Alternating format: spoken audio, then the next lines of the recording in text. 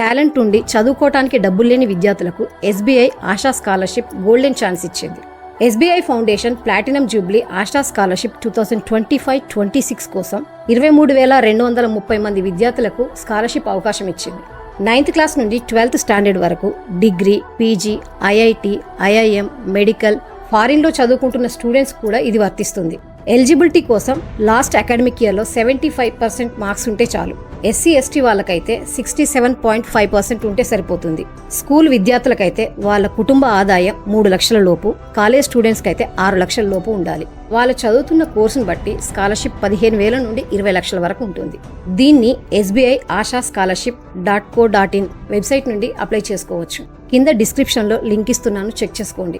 Applications September 18 నుండి start అయినాయి. Last date November 15, 2025.